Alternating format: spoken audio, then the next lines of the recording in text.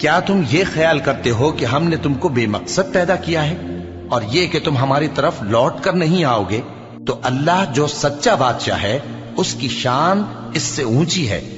اس کے سوا کوئی معبود نہیں، وہی عرش کریم کا مالک ہے۔ اور جو شخص اللہ کے ساتھ اور معبود کو پکارتا ہے جس کی اس کے پاس کچھ بھی سند نہیں، تو اس کا حساب اس کے رب کے ہاں ہوگا۔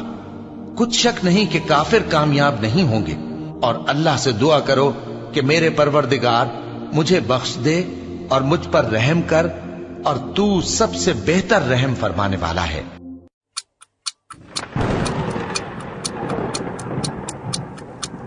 تو یہ دنیا کی جو زندگی ہے، جو ہمیں اس وقت لگ رہا ہے کہ ہمارے پاس بہت لمبا وقت ہے، 60 سال ہیں، 70 سال ہیں، 25 سال کی پلاننگ چل رہی ہے، 10 سال کی پلاننگ چل رہی ہے، حقیقت میں آخرت میں ہمیں بالکل ایک لمحے کی طرح لگے ہم نے ایک لمحہ اس دنیا میں گزارا تھا۔ موت کے بارے میں رسول اللہ صلی اللہ علیہ وسلم نے فرمایا کہ اس کو کثرت سے یاد کیا کرو، اکثر ذکر حادم اللذات یعنی الموت۔ آپ صلی اللہ علیہ وسلم نے فرمایا کہ لذتوں کو ختم کرنے والے یعنی موت کو تم کثرت سے یاد کیا کرو۔ اب جب موت آتی ہے تو دنیا کی ساری لذتیں انسان کو کیا ہے، وہ ختم ہو جاتی ہیں۔ آپ چاہے ایک بادشاہ کی طرح زندگی گزار رہے ہوں، آپ کی زندگی میں کھانے بھی بہترین ہیں،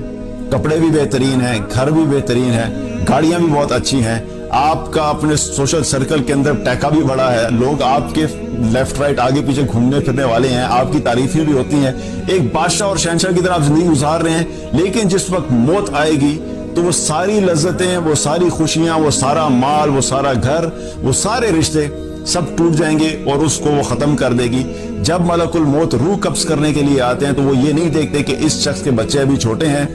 اس کے بچوں کو ضرورت ہے تو اس کو بھی تھوڑا ٹائم دے دیا جائے، وہ یہ نہیں دیکھتے کہ اس ماں کو ان بچوں کی ماں کی روح قبض نہیں کرنی کیونکہ ان کے بچوں کو ضرورت پڑے گی، وہ یہ نہیں دیکھتے کہ اس شخص کے والدین بوڑھے ہیں، ابھی اس کے والدین کو ضرورت ہے کیونکہ یہ ایک اکیلا کمانے والا ہے، اگر یہ دنیا سے چلا گیا تو اس کے والدین کا خیال کون رکھے گا۔ یہ سب چیزیں ہم اپنے ذہن کے حساب سے سوچتے ہیں، لیکن جب موت کا وقت آتا ہے اور جس وقت روح قبض کر لی جاتی ہے تو یہ سارے رشتے، سب چیزیں، ناطے ختم ہو جاتے ہیں، اس دنیا سے تعلق ٹوٹ جاتا ہے اور انسان کی اگلی زندگی شروع ہو جاتی ہے۔ تو موت کو کثرت سے یاد کرنے کا حکم دیا آپ صلی اللہ علیہ وسلم نے کہ اس کو کثرت سے یاد کیا کرو۔ آپ صلی اللہ علیہ وسلم، صحیح مسلم کی ایک روایت ہے، اس کا مفہوم ہے کہ صحابہ نے فرمایا کہ آپ صلی اللہ علیہ وسلم اپنی والدہ کی قبر پر گئے اور وہاں پر خود بھی روئے، ہمیں بھی بہت رلایا، اور پھر آپ صلی اللہ علیہ وسلم نے فرمایا کہ میں نے اپنے رب سے دعا کی تھی کہ مجھے اس چیز کی اجازت دے دے کہ میں اپنی والدہ کے لیے بخشش کی دعا کر لیا کروں، تو اللہ تعالیٰ نے مجھے اس چیز کی اجازت نہیں دی۔ پھر میں نے اللہ سبحانہ تعالیٰ سے دعا کی کہ یا اللہ مجھے ان کی قبر کی زیارت کی اجازت دے دے، تو اللہ تعالیٰ نے مجھے اس چیز کی اجازت دے دی۔ تو پھر آپ نے فرمایا کہ تم لوگ بھی قبر کی زیارت کیا کرو کیونکہ یہ آخرت کی یاد دلاتی ہے۔ تو قبر کی زیارت کرنا کیا ہے، اس کا مقصد کیا بتایا کہ قبرستان جانا سے کیا ہے کہ انسان کو موت جب یاد آئے گی تو موت کی وجہ سے آخرت کی یاد آئے گی کہ آخرت بھی ایک آنے والی ہے، موت کے بعد کی بھی ایک زندگی ہے۔ اسی طریقے سے آپ نے ایک اور حدیث ہے، اس میں آپ نے فرمایا کہ میں نے تم لوگوں کو قبروں پہ جانے سے روکا تھا، اب میں تمہیں کہتا ہوں کہ تم قبروں پہ جایا کرو، کیونکہ قبرستان جانا اور قبروں کی زیارت کرنا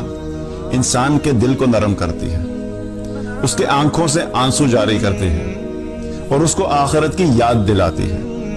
اور پھر فرمایا کہ وہاں جا کر فضول باتیں مت کرنا۔ تو قبرستان جانے کا مقصد آپ سے کیا فرمایا ہے کہ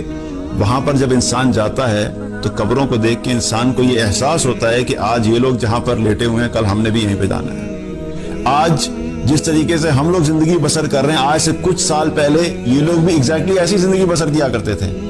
آج ہماری جو فکریں ہیں کہ کھانا بنانا ہے، اسکول جانا ہے، کالج جانا ہے، یونیورسٹی جانا ہے، آفس جانا ہے، اپنا بزنس کرنا ہے، آج ہمیں یہ ٹینشنز ہیں۔ ان لوگوں کو بھی ایگزیکٹلی یہی ٹینشنز تھی کچھ عرصہ پہلے تک، جب تک یہ قبر میں نہیں گئے تھے۔